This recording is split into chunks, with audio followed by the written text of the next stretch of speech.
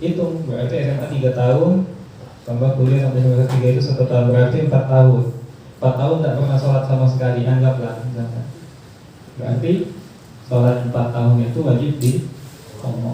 Atau ya diingat-ingat, misalkan kayaknya dulu sholat cuman maghrib baik, asar sama isya sering tinggal, ya sudah, berarti sholat yang lain kalau memang yakin sudah, ya sudah, cuman qadha yang diyakini tinggalkan.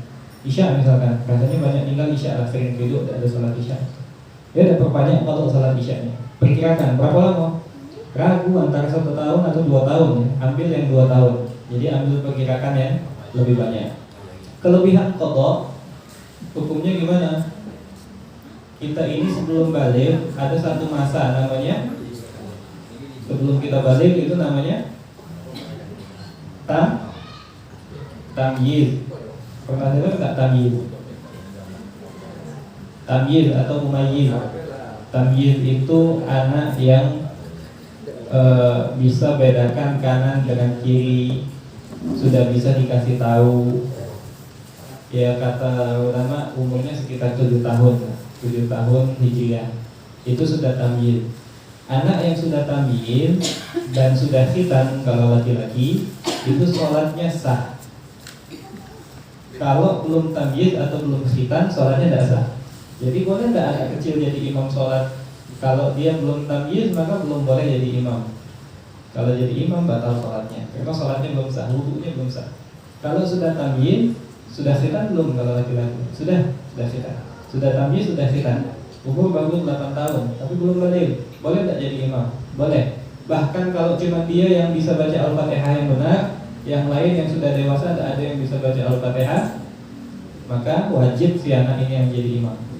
Jadi tamyiz itu sudah sah. Nah kalau kita kelebihan qadha, larinya ke sholat kita yang di masa tamyiz itu, dari umur 7 tahun sampai kita balik. Kalau kita kan jarang sholat biasanya kalau anak-anak kan masih sibuk main, apalagi umur tamyiz itu. Walaupun mungkin ada yang memang dibiasakan orang tuanya dari kecil. Mana pilihan yang jelas kalau dia kelebihan, larinya ke sholat yang di masa tamyiz. Jadi kalau seandainya diperkirakan, ambil perkiraan yang lebih banyak. Misal ragunya 1 tahun atau 2 tahun, dia udah 2 tahun ambil. Qadha itu sholat selama 2 tahun. Oke, catat. Pakai buku kalau perlu, buku qadha sholat. Jadi bikin di situ. Misalkan kalau cuma isya ya udah cuma bikin isya. Kalau semua subuh, zuhur, asar, maghrib bisa bikin di situ. Contohnya setiap habis sholat. Supaya apa? Supaya kita tahu kalau sudah selesai. Jadi jangan sambil kita bingung ini sudah qadha berapa lama ya, sisanya berapa lagi. Nanti kebingungan di tengah jalan. Oke. Kalau sudah tinggal di qadhanya. Qadhanya gimana? Pelaksanaannya sama persis dengan sholat fardu biasanya. Tidak ada yang berubah. Jadi kalau seandainya pengen cepat, tidak usah ambil yang sunnah, ambil yang wajibnya. Misalkan baca Al-Fatihah, tidak usah baca surah, langsung rukunya sekali. Subhanallah rabbil azim, sami'allahu liman hamidah, rabbana lakal hamdu, sujud lagi. Jadi tidak terlalu lama untuk qadhanya. Jadi beda antara qadha dengan sholat fardu yang ada. Jadi karena kita qadha kan kita tujuannya itu menggugurkan kewajiban. Jadi ambil yang wajibnya boleh, supaya lebih singkat. Kalau istilahnya kan terkadang tetap pas, tetap tidak bisa dari kurang, tidak ada talking. Cuman ya rukun-rukunnya. Jadi aku niat sholat isya, kalau Allahu Akbar langsung baca Al-Fatihah, Bismillahirrahmanirrahim. Tapi kalau dhalin amin, Allahu Akbar. Jadi lebih cepat, lebih ringan gitu. Kita mengqadhanya lebih ringan. Oke. Jadi pelaksanaannya sama persis, cuma beda niat. Aku niat sholat isya qadha, atau aku niat sholat zuhur qadha, atau yang lain semisalnya. Perkara waktu, maka bebas mau dilaksanakan kapanpun.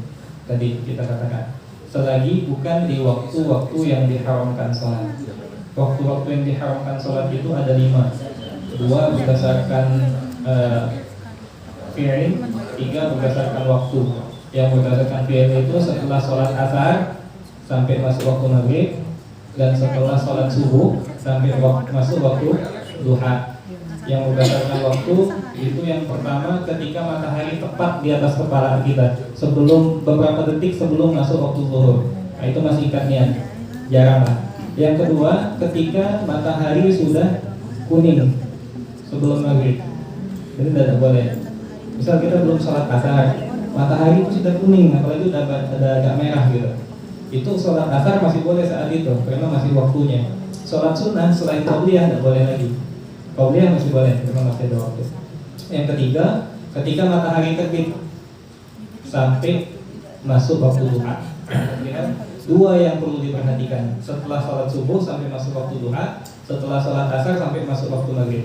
Selain kedua waktu ini silahkan mau qadha di waktu manapun boleh.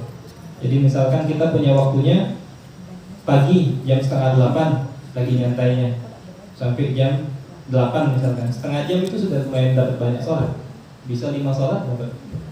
Jadi qadha sholatnya dari jam 7:30 itu. Sholat subuh qadha, salam tegak lagi, sholat zuhur lagi qadha lagi, salam tegak lagi, sholat asar lagi qadha lagi. Boleh. Semakin banyak semakin cepat semakin bagus. Atau isya misalkan, malam biasanya malam habis sholat isya balik ke rumah, sudah sholat subuh qadha, tegak lagi, sholat zuhur gitu. Begitu terus. Jadi semakin cepat semakin bagus. Ada yang lain?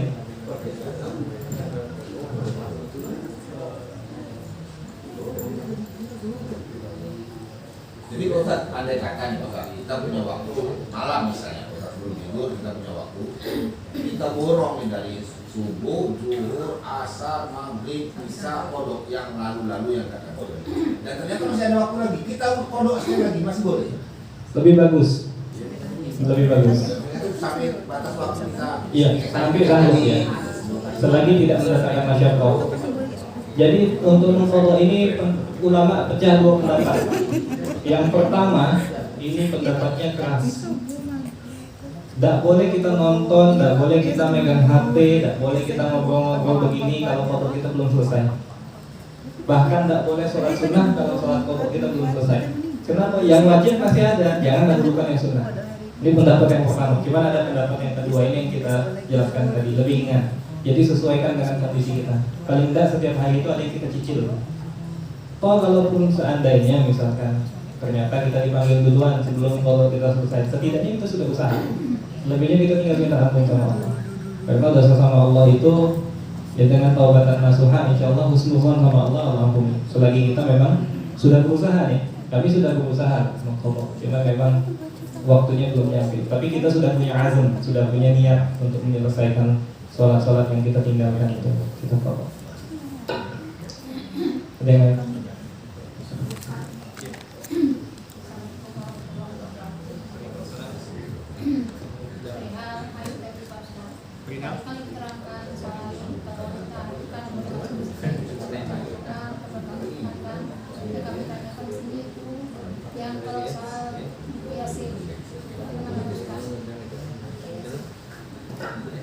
Boleh tak pegang buku Yasin maksudnya? Atau baca? Ya, pegang atau baca itu boleh tidak? Kalau baca jelas tidak boleh. Karena Yasin itu ya kalau kita baca Yasin berarti surahnya kita baca kan? Ya ada keutamaan khususnya dari Allah Ta'ala. Beda dengan tadi. Kalau kayak Al-Ikhlas itu kan memang ada di zikirnya, memang ada sebagai zikir dia, bukan sebagai surah aja. Atau ayat kursi. Kalau sebelum tidur kita biasa baca ayat kursi misalkan, kan dianjurkan ya sebelum tidur baca ayat kursi. Kita lagi mau baca ayat kursi misalkan sebelum tidur dengan niat doa, bukan dengan niat baca, boleh. Tapi kalau Yasin keutamaannya itu ada di surah itu sendiri, jadi itu bukan zikir, sebaiknya jangan untuk baca. Untuk menyentuh, wallahu a'lam, kita belum pernah lihat dari awal sampai akhir surah Yasin, buku Yasin itu lebih banyak mana? Lebih banyak ayat Al-Quran atau lebih banyak tulisan Latin? Kalau lebih banyak ayat Al-Qurannya, berarti itu terhitung mushaf, tidak boleh juga dipegang. Silakan dicek lah, biasanya beda-beda. Kayaknya masih lebih banyak ayat Qurannya itu, masih lebih dominan. Tapi kalau lebih dominan tulisan selain Al-Quran, boleh dipegang. Nah, ternyata sebagian boleh baca, pegang tak boleh, tapi bilang itu. Oh, tidak. Jadi wanita haid itu diharamkan menyentuh dan diharamkan membaca. Beda. Walaupun lewat HP, bukan masalah memegangnya saja, tapi membacanya. Walaupun baca dengan hafalan. Bahkan kata ulama dalam mazhab kita, mazhab Syafi'i, kalau ada wanita yang takut kehilangan hafalan, kan harus dimurajaah kalau punya hafalan. Gimana cara murajaahnya? Dua, sekarang bisa dengar pakai headset kita putar MP3, atau dia boleh murojaah tapi tidak keluar suara, cuma sekadar gerakan mulut supaya tidak lupa. Jadi baca pun tidak boleh. Jadi bukan cuma perkara megang. Jadi jangan dianggap. Jadi itulah kurangnya transliterasi Indonesia ya. Kalau di Indonesia kan dibilang membaca Al-Quran atau membaca Al-Fatihah misalkan. Kalau kita kan membaca tuh ya membaca, lihat kan, baca tulisan.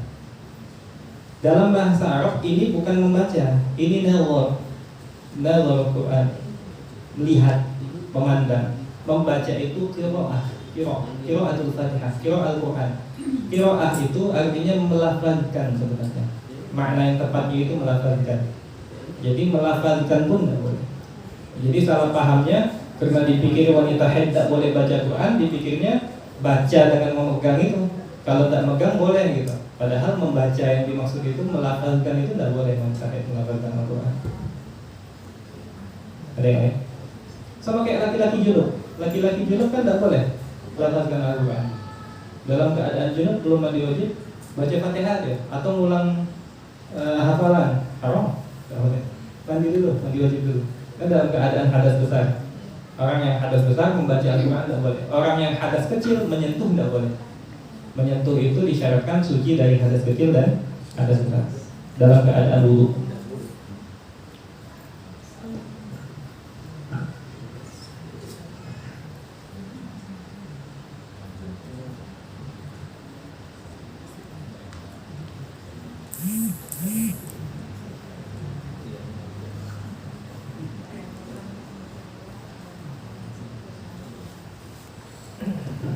Yang lain?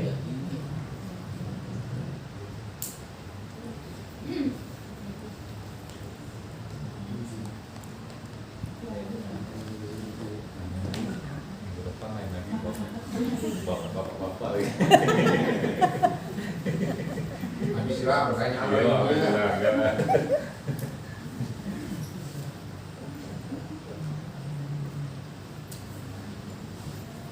Berarti kalau keguguran itu sama dengan kan nifasnya, dengan nifasnya. Gimana tuh kalau keguguran? Sama dengan nifas, terhitung nifas. Jadi sampai berhenti sebelum 40 hari dia wajib. Kalau berhenti sebelum 40 hari tetap wajib mandi. Di atas 40 hari masih keluar darah, dia masih di bawah 60 hari berarti masih nifas. Lebih dari 60 hari, 65 hari misalkan, maka ambil kebiasaan dia. Wah, pernah melahirkan enggak? Pernah. Ini anak kedua misalkan, yang kedua. Waktu anak pertama kemarin nifasnya berapa hari? Oh, cuma 35 hari. Berarti 65 hari tadi 35-nya nifas, sisanya istihadah. Lanjut sholat. Lumayan banyak juga ya, pokoknya hampir sebulan. Gitu lah. Agak sulit. Tapi jarang. Biasanya sesuai ini, masih sesuai track atau kebiasaan. Haid juga begitu. Biasanya rutin kan. Tiap bulan memang ada kebiasaan 7 hari misalkan, 23 hari suci, 7 hari, ya begitu lah terus. Tanya lagi tak banyak pertanyaan. Kalau soal fidyah tadi puasa kita yang sudah tinggal dulu misalnya waktu gadis kita sering sedia puasa, terus kita belum bayar sampai sekarang, apakah wajib fidyah juga atau di puasanya? Tinggalnya kapan? Sudah lama.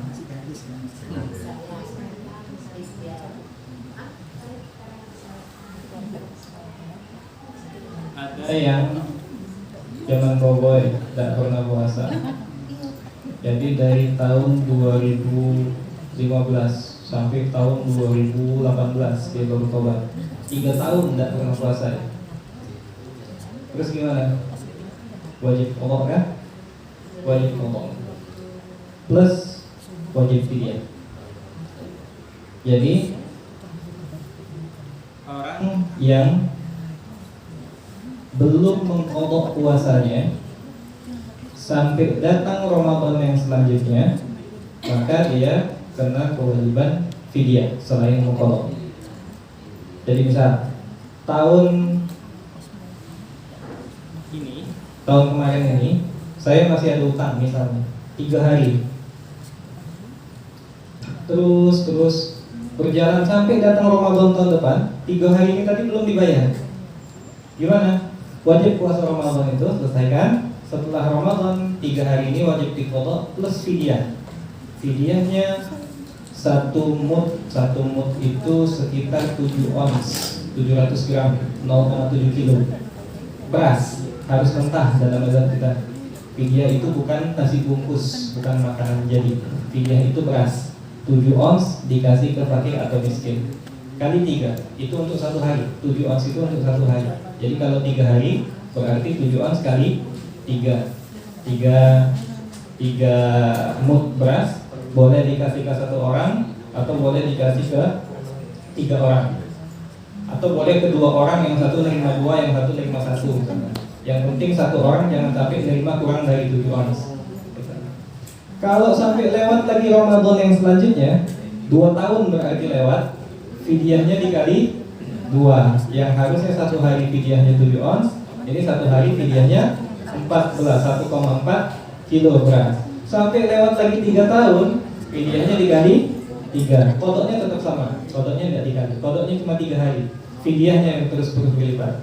Cuman kata ulama, kalau seandainya ini orang belum pernah dengar fidyah sebelumnya, dia ninggalin sholat, ninggalin puasa sudah 5 tahun, baru mau diqadha, baru kita jelaskan, oh ada fidyah, saya tidak tahu, dia bilang. Saya kira cuman wajib qadha, maka orang yang tidak tahu ini tidak wajib fidyah, wajib qadha aja sudah cukup. Tapi kalau dia sudah pernah dengar, iya memang saya tahu ada fidyah kalau seandainya lewat, wajib fidyah, wajib fidyah juga.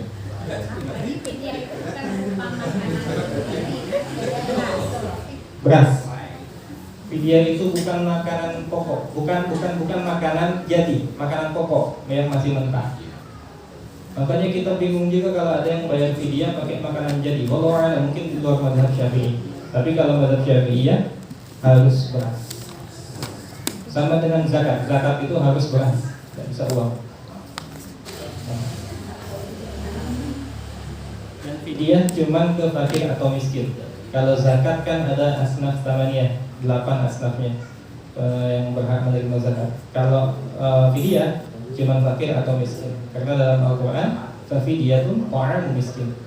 Fidyah dengan memberi makan orang miskin atau fakir. Kalau misalnya kita membayar fidyah orang yang sudah meninggal,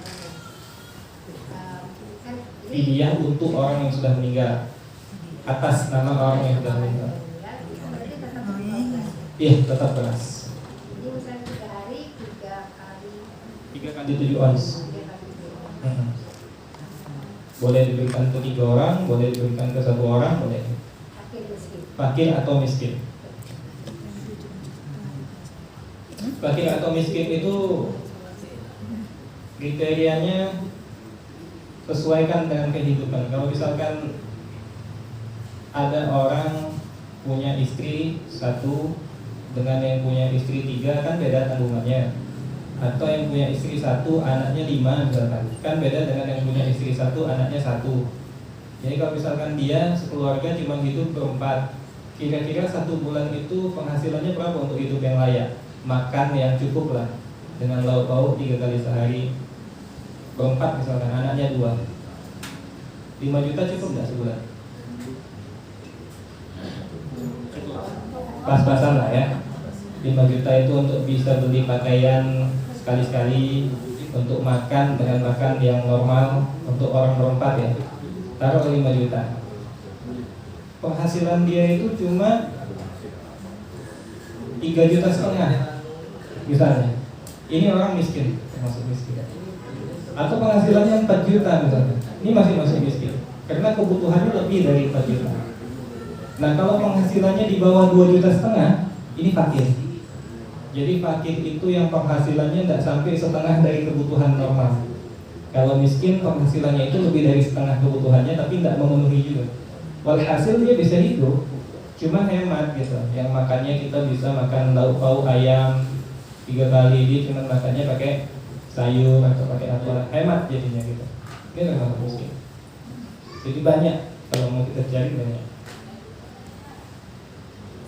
Ada yang lain?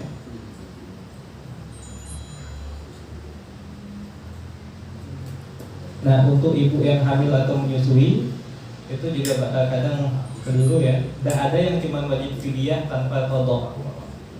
Tidak ada yang cuma wajib fidyah tanpa qadha. Yang ada qadhanya pasti wajib. Cuman ada yang qadha saja, ada yang qadha plus fidyah. Untuk ibu hamil atau menyusui yang tidak bisa puasa, qadha pasti. Yang cuma boleh bayar fidyah tanpa qadha itu cuma 2 golongan. Yang pertama orang tua yang tidak sanggup lagi puasa. Yang kedua orang yang sakit, yang sakitnya itu secara medis sudah bakal sembuh.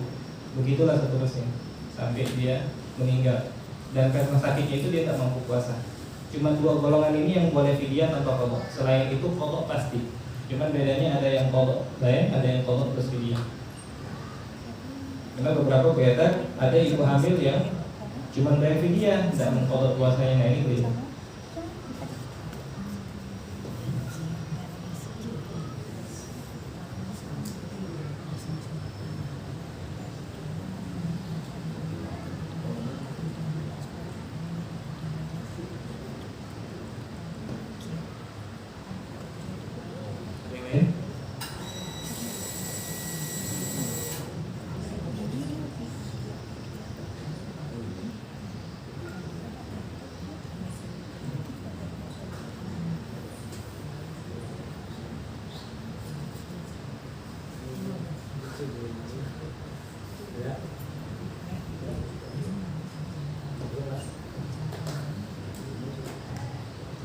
Cukup. Cukup. Tanya lah, katanya ada yang mau tanya.